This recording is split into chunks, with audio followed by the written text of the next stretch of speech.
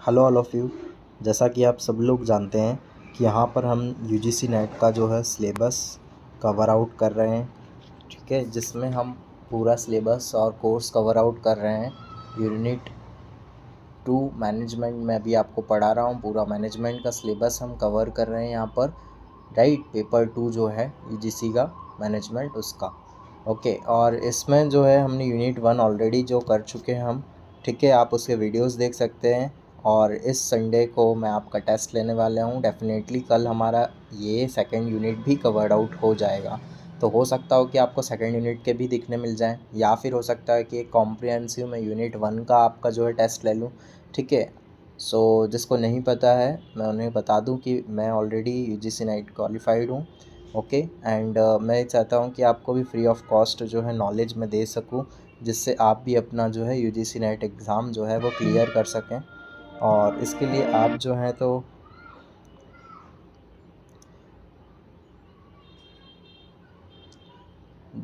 ठीक है, तो मैं ये चाहता हूँ कि आप लोग भी जो है अपना यूजीसी नेट का एग्ज़ाम क्वालिफ़ाई कर सकें, आपको कोई प्रॉब्लम ना हो और किसी भी चीज़ में कोई दिक्कत ना आए। इसलिए मैं यहाँ पे आपके लिए फ्री ऑफ कॉस्ट कर रहा हूँ। जो कॉस्ट नहीं अवेल कर पाते हैं, जिसके पास इतने पैसे नहीं कि वो कोचिंग कर पाएँ, उन्हें मैं ये गाइडेंस देना चाहता हूँ, क्योंकि मैंने भी बिना ही कोचिंग के किया है, ठीक है। तो हम अपना लेक्चर आज स्टार्ट करेंगे सिलेक्शन से, जो सिलेक्शन प्रोसेस है उससे। ऑलरेडी मैं आपको आज एक लेक्चर दे चुका हूँ, वो था रिक्रूटमेंट पे। ये हमारा सेकंड लेक्चर है। हो सकता हो कि मैं आज ट्रेनिंग प्लेसमेंट और इंडक्शन के ऊपर भी मैं लेक्चर लेकर आ पाऊँ, तो may be it will be possible, और नहीं होगा तो कल होगा। पर मैं चाहता हूँ कि आज ही मैं लेके आऊँ, जिससे हमारा कल तक ये यूनिट पूरी कंप्लीट हो जाए और हम परसों से थर्ड यूनिट स्टार्ट कर सकें, ओके।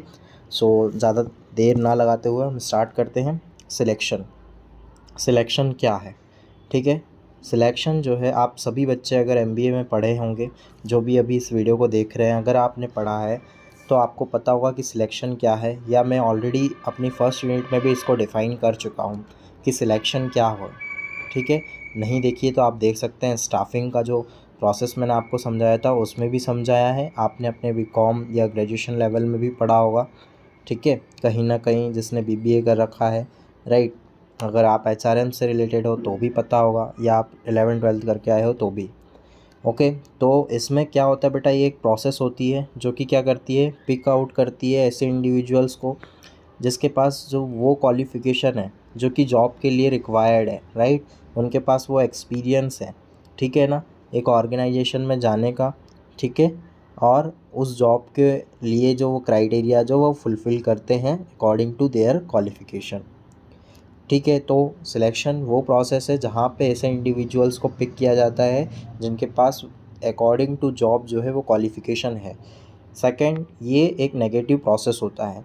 एक नेगेटिव प्रोसेस होना मतलब अपने आप में जो है ऐसे कैंडिडेट्स को रिजेक्शन दे देना जो कि अवेलेबल, या फिर कह सकते हैं जो कि जिसमें एबिलिटी नहीं है उस जॉब के लिए, या फिर वो अनफिट है उस जॉब के लिए, ठीक है, राइट। मैंने आपको प्रीवियसली ये समझाया था कि जो रिक्रूटमेंट जो है वो आपका जो है एक ऐसा प्रोसेस है, या सॉरी वेट अ सेकेंड,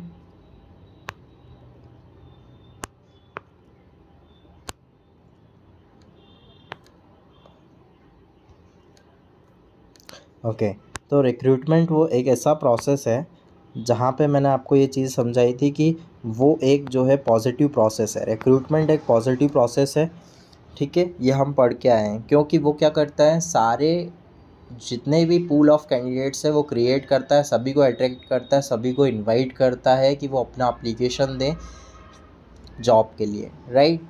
तो उसमें सभी एक पॉजिटिव वे में जो है वो कंपनी को या ऑर्गेनाइजेशन को जो है अपना एप्लीकेशन देते हैं। बट सिलेक्शन एक ऐसा प्रोसीजर है जहाँ पे अगर नॉर्मल हिंदी में बोला जाए कि छटनी करते हैं, या फिर क्या करते हैं, जो कैंडिडेट्स हैं उनको जो है रिजेक्ट कर दिया जाता है डायरेक्टली, जो कि अकॉर्डिंग टू दी क्वालिफ़िकेशन और एलिजिबिलिटी के अंदर नहीं आते हैं, राइट। ये चीज़ चलिए नेक्स्ट देखते हैं इसमें ही। तो नेक्स्ट हमारा जो ये है स्लाइड इसमें आपको सिग्निफिकेंस बताया है, ठीक है। सिग्निफिकेंस क्या है इसका, क्यों सिलेक्शन ज़रूरी है, या फिर उसकी ऐसी क्या जो है महत्वपूर्ण परिभाषा है जो कि हमें उससे रखना ही रखना है।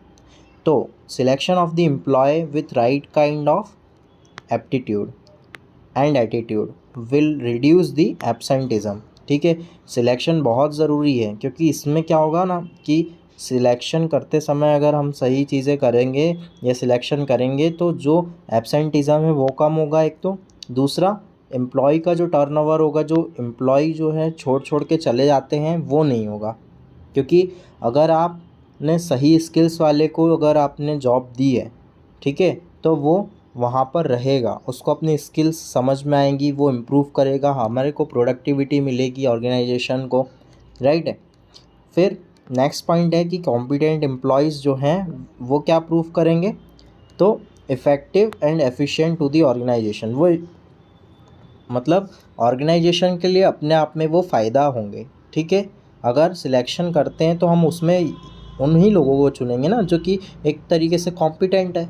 तो कॉम्पिटेंट लोग अगर चुनेंगे तो उससे हमारे यहाँ की प्रोडक्टिविटी बढ़ेगी, प्रोडक्टिविटी बढ़ेगी मतलब गोल, वर्कर्स प्रोडक्टिविटी बढ़ना मतलब डायरेक्टली इट विल हेल्प और it will achieve the organisation goal, right.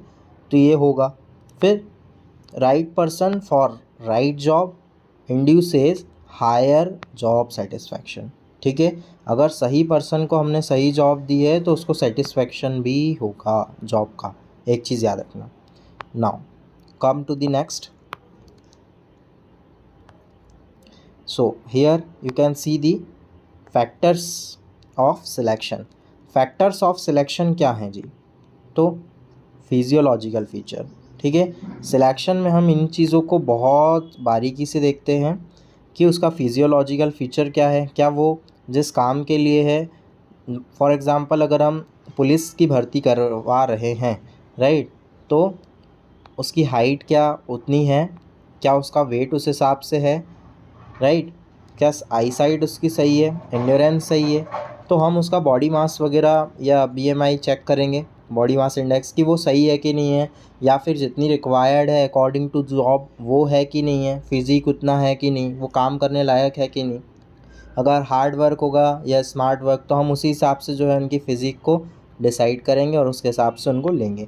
Next है पर्सनल कैरेक्टरिस्टिक। उनका पर्सनल कैरेक्टरिस्टिक कैसा है, क्या वो मैरिड है। अब हो सकता है किसी चीज़ में रिस्की वर्क है और रिस्की वर्क में हम मैरिटल कैंडिडेट्स को नहीं रख सकते, तो हम ज़्यादा से ज़्यादा ट्राई करेंगे कि हम अनमैरिड को रखें, ठीक है। इसलिए मैरिटल स्टेटस भी चेक करेंगे। साइज़ ऑफ फैमिली वो भी चेक करेंगे कि कितना बड़ा साइज़ ऑफ फैमिली है, क्या हम जो उसको पे कर रहे हैं, क्या अगर वो अकेला कमाने वाला है तो वो पूरा कर पाएगा, क्या उस हिसाब से हम उसको पे कर रहे हैं, या फिर साइज़ ऑफ फैमिली जितनी है वो भी एक मैटर करता है ऑलवेज़, ठीक है, क्योंकि हमको उसके हिसाब से सैलरी भी देनी होती है। और इकोनॉमिक पोजीशन क्या है, ऑलरेडी वो कहाँ स्टैंड करता है ये भी चेक करते हैं हम, राइट। फिर ही तो उसकी सैलरी तय होती है। कोई ज़रूरी तो नहीं है कि अगर 10,000 वाला बंदा आया है तो हम उसको 10,000 से स्टार्ट करें, ऑलरेडी वो इतना कमा रहा था, हमें उसको इंक्रीज़ पे करना पड़ेगा, तो इकोनॉमिक पोजीशन देखनी ही होगी हमें। उसके बाद प्रोफिशिएंसी देखिए, प्रोफिशिएंसी में क्वालिफ़िकेशन उसका क्या है, देन ट्रेनिंग और एक्सपीरियंस, ये सारी चीज़ें होना कि उसके पास अगर किसी चीज़ की ऑलरेडी ट्रेनिंग है, कहीं का एक्सपीरियंस है, और क्या क्वालिफ़िकेशन है, क्या qualification according to the job है। फिर कॉम्पिटेंसी जो पोटेंशियल फॉर लर्निंग है और परफॉर्मिंग है, ठीक है। तो ये चीज़ें हमें चेक करना होगी, क्या वो सीखने लायक है, वो व्यक्ति अगर आगे चल के काम को सीखने लायक है, या फिर ओपननेस टू वर्क है हम बोल सकते हैं, या परफॉर्मिंग है। ऐसा नहीं है कि हम किसी ऐसे व्यक्ति को रख लें जो कि काम ही नहीं करता हो, वो भी गलत हो जाएगा। इसलिए हम परफॉर्मिंग पर्सन को रखेंगे, उसका लास्ट रिकॉर्ड चेक कर सकते हैं, राइट। टेम्परामेंट देख सकते हैं, temperament, mental and emotional stability, ठीक है। टेम्परामेंट चेक करना कि पर्सन को अगर गुस्सा जल्दी तो नहीं आता है, नहीं तो क्लैशेस होंगे एम्प्लॉयज़ के बीच में, राइट। इमोशनल स्टेबिलिटी कितनी है, ऑनेस्टी कितनी है, लॉयल्टी कितनी है, और सोशल स्किल है कि नहीं है उसमें, मतलब लोगों से बातचीत करने में ठीक है, कंफर्टेबल है कि नहीं। बिल्कुल ही ऐसा व्यक्ति भी नहीं चाहिए जो बात भी नहीं कर सकता हो, शाय हो पूरी तरीके से, तो वो भी नहीं होना। फिर एप्टीट्यूड एंड एटीट्यूड, ये दोनों चीज़ें बहुत ज़रूरी हैं, बहुत ज़रूरी हैं। ठीक है, finding out the interest of person in job, ये ज़रूरी होता है इसके लिए। ठीक है, अगर इंसान को अगर जॉब में इंटरेस्ट नहीं है तो फिर हम उसे जॉब क्यों दे रहे हैं, ये सबसे बड़ी सोचने वाली बात है। अच्छा, चलिए ये सारी चीज़ें तो हो गई जो सिलेक्शन का बेसिक पार्ट था। अब हम इसके मेन पार्ट पे चलते हैं। हो सकता हो यहाँ से क्वेश्चन बिल्कुल आ सकता है, और आपको एज़ योर नॉलेज हमेशा ये चीज़ याद होना चाहिए। एज अ मैनेजमेंट स्टूडेंट हम उस पर मूव करने वाले हैं, बहुत ही ज़रूरी चीज़ पे, प्रोसेस ऑफ सिलेक्शन, ये जो कि बहुत इम्पॉर्टेंट है आप लोगों के लिए। तो प्रोसेस ऑफ सिलेक्शन में आपको ये समझना होगा सबसे पहले कि क्या क्या होता है। प्रिलिमिनरी इंटरव्यू होता है, उसके बाद रिसीविंग एप्लीकेशन, फिर एप्लीकेशन ब्लैंक होता है, स्क्रीनिंग इंटरव्यू होता है, देन उसके बाद होता है एम्प्लॉयमेंट टेस्ट, उसके बाद होता है सिलेक्शन इंटरव्यू, और फिर मेडिकल एग्जामिनेशन होता है, फिर होता है रेफरेंस चेक, और फिर होता है हायरिंग डिसीज़न। ठीक है, ये सारी चीज़ें जो हैं आपकी, ये फर्स्ट है, राइट ना, यहाँ से स्टार्ट होके जो है पूरा राउंड अप होगा। ठीक है, चलिए तो हम इसको एक एक करके समझ लेते हैं, अच्छे से समझ लेते हैं, जिससे कि आपको आगे प्रॉब्लम ना हो। ठीक है, नाउ तो पहला क्या है, प्रिलिमिनरी इंटरव्यू। प्रिलिमिनरी इंटरव्यू के अंदर क्या होता है जी, कि प्रिलिमिनरी इंटरव्यू में जो है तो हम ये चेक करते हैं कि स्क्रीनिंग करते हैं। ठीक है, स्क्रीनिंग करते हैं कि कौन इसके लिए है या नहीं है।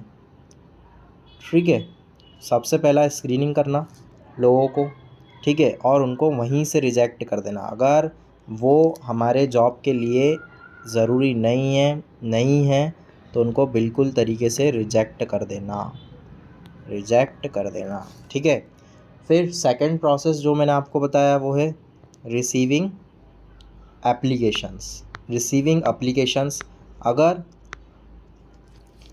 वो स्क्रीनिंग करने के ऊपर पास हो जाता है तो हम क्या करते हैं, मतलब एक प्रकार से स्क्रीनिंग आप बोल सकते हो कि प्रिलिमिनरी इंटरव्यू तो है, ठीक है, और रिसीविंग एप्लीकेशन, ये चीज़ आपने थोड़ा सा अलग करके देखनी होगी, क्योंकि रिसीविंग एप्लीकेशन में हम एडवर्टीज़मेंट दे तो सकते हैं, ठीक है, एडवर्टीज़मेंट के द्वारा भी कर सकते हैं, और रिसेप्शन पे अगर कोई हमारा, या जो बोलते हैं ना कि कोई भी इंस्टीट्यूशन का जो रिसेप्शन होता है, अगर वहाँ कोई व्यक्ति जो है वो छोड़ के जाता है अपना रिज्यूमे, तो वहाँ से भी हम उनको बुला सकते हैं। ठीक है, ओके, तो ये चीज़ें होती हैं रिसीविंग एप्लीकेशन में।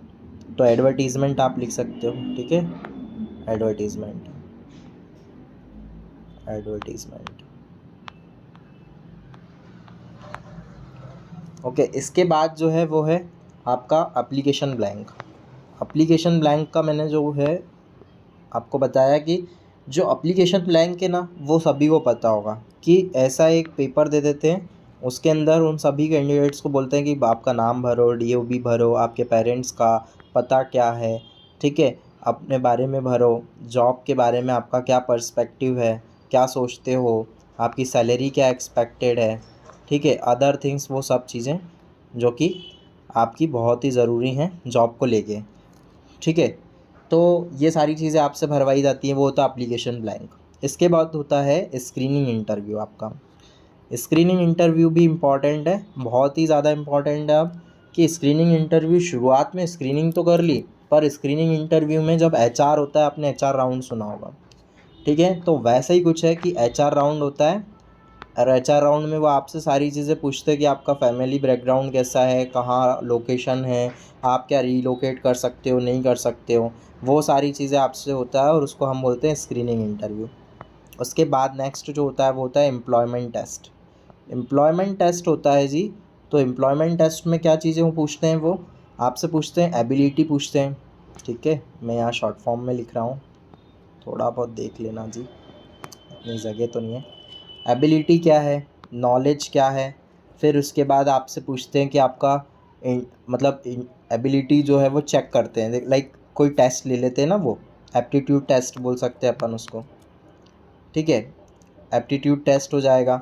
फिर उसके अलावा जो है वो आपका इंटेलिजेंस टेस्ट करते हैं, ठीक है, या फिर आजकल जो ऐसे जो गेम्स बनाए हुए हैं कुछ, या आप बोल सकते हो कि कुछ आपकी जो माइंड की जो स्टेबिलिटी है वो कितनी रहती है, कितना फास्ट वर्किंग करता है, उसके बेसिस पे भी वो कुछ क्विज़ेस दे देते हैं आपको। तो वो सारी पर्सनालिटी चेक टेस्ट होता है, पर्सनालिटी के ऊपर बहुत सारे हैं, है ना। MBTI किसी ने सुना हो तो, ठीक है, वो है।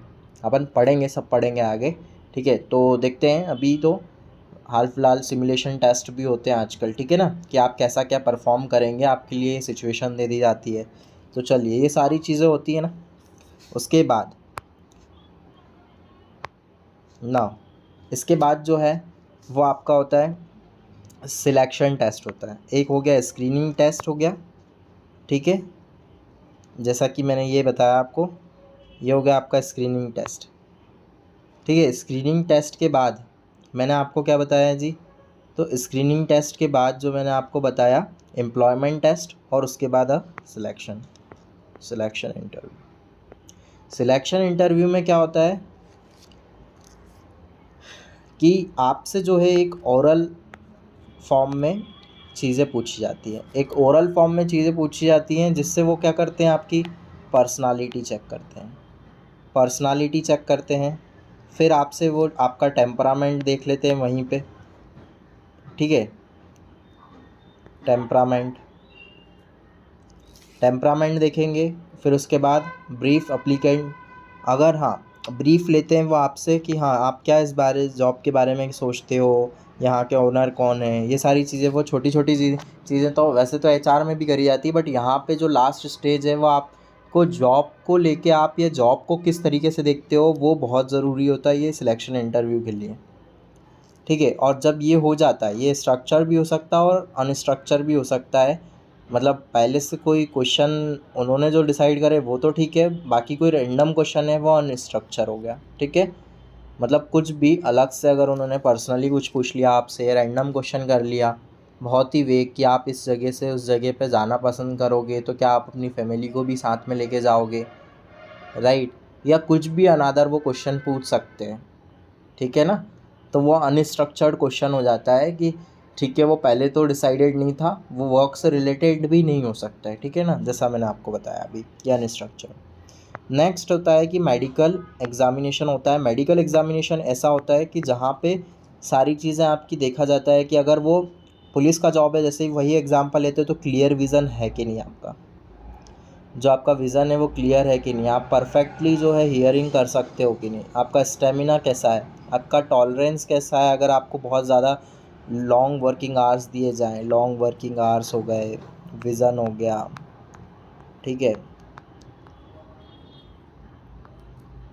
विज़न हो गया। फिर उसके बाद सारी चीज़ें वो आपकी चेक करते हैं, हियरिंग हो गई। फिर रेफरेंस चेक होता है। इसके बाद रेफरेंस चेक होता है ना, तो रेफरेंस चेक में जी आपका वो पूरा चेक करेंगे कि अगर आप किसी के थ्रू आए हैं क्या, आपका कोई ऑलरेडी रिलेटिव वर्क कर रहा है, फ्रेंड वर्क कर रहा है, कलीग जो आपके साथ पहले काम करते थे वो यहाँ वर्क कर रहे हैं क्या, ये सारी चीज़ें अगर आपने मेंशन करी है तो वो चेक करेंगे, उनसे क्रॉस चेक करेंगे, उनसे क्वेश्चन करेंगे, ठीक है।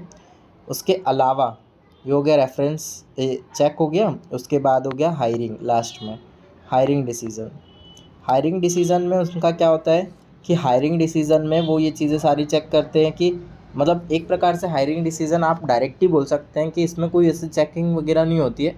वो एक मन बना लेते हैं कि अगर अब सारी चीज़ें हो गई है तो डिसीज़न में क्या बोलना है, मीन्स कि क्या चीज़ें जो है, तो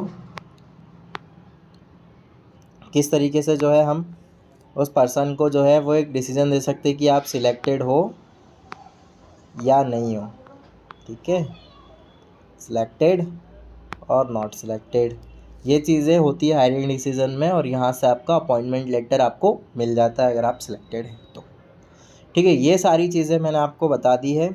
अब इसके लिए वापस से मैं कुछ भी नहीं करने वाला हूँ, क्योंकि ऑलरेडी मैंने दो बार बताया है, फर्स्ट यूनिट के अंदर स्टाफिंग में और अभी यहाँ पे। इसको आप अच्छे से रिवाइज़ करो, बहुत अच्छे से करो। हो सकता हो कहीं कोई क्वेश्चन पूछ लिया जाए प्रोसेस के रिगार्डिंग, तो फिर आपको बताना होगा कि इस स्क्रीनिंग इंटरव्यू में क्या होता है, ठीक है। एम्प्लॉयमेंट टेस्ट कौन सा है, मैच द कॉलम के लिए आ जाए, सिलेक्शन इंटरव्यू क्या है, ठीक है। आपसे पूछ लिया जाए एप्लीकेशन ब्लैंक क्या होता है, ठीक है।